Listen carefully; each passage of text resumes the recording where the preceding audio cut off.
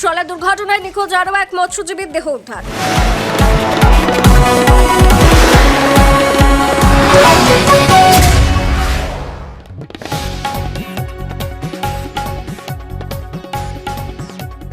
গত শুক্রবার বঙ্গোপসাগরের সামুদ্রিক ঝড়ের কবলে পড়ে এমভি গোবিন্দ নামে একটি ট্রলার এবং গভীর সমুদ্রে উল্টে যায়। ট্রলারটিতে মোট 17 জন মৎস্যজীবী ছিল। এই দুর্ঘটনায় 8 জনকে উদ্ধার করা সম্ভব হলেও বাকি 9 জনের খোঁজ পাওয়া যাচ্ছিল না।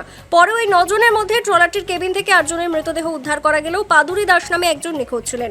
অবশেষে মঙ্গলবার রাতে ফ্রেজারগঞ্জ কোস্টাল থানার পুলিশ জম্বুদ্বীপের কাছ থেকে একটি দেহ উদ্ধার করে ময়না তদন্তের জন্য পাঠানো হয় কাকদ্বীপ মর্গে। পাদুরি দাস নামে ওই মৎস্যজীবীর দেহ কিনা তা শনাক্তকরণের জন্য খবর দেওয়া হয় পাদুরি দাসের পরিবারকে।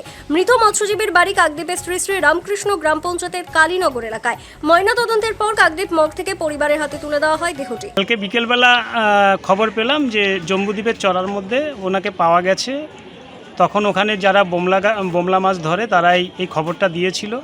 দেওয়ার পর সেটা আমাদের প্রশাসনরা তো ওরা ওয়াকেবহাল ছিল এই কাজের জন্য, যে এই নিখোঁজ ব্যক্তিকে কিভাবে পাওয়া যায়। তারা আমাদেরকে যথেষ্ট সহযোগিতা করেছেন। আজকে সকালবেলা থেকেই ওনারা এই লাশটাকে ওখান থেকে তোলার জন্য বিভিন্ন রকমের যে কার্যক্রম করার তা করেছেন। করে সেই লাশটাকে দারিংনগর হসপিটালে নিয়ে যান। তখন আমরা খবর পেয়ে দারিংনগর হসপিটালের দিকে যাই, দেখি লাশটাকে ওখান থেকে যথারীতি বের করে নিয়ে আসেন একটা মেশিন ভ্যানে করে।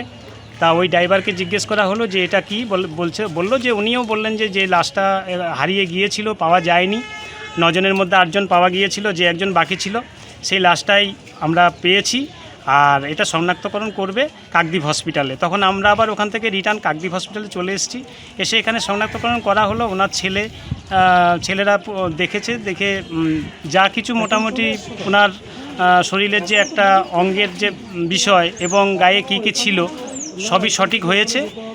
এবং প্রশাসন আমাদেরকে যাতে তুলে দেয় তার জন্য আমরা আমাদের শ্রী শ্রী রামকৃষ্ণ গ্রাম পঞ্চায়েতে গিয়ে সেখান থেকে লিখিত দরখাস্ত করে প্রধানের সিগনেচার করিয়ে আমরা যথারীতি চলে এসেছি।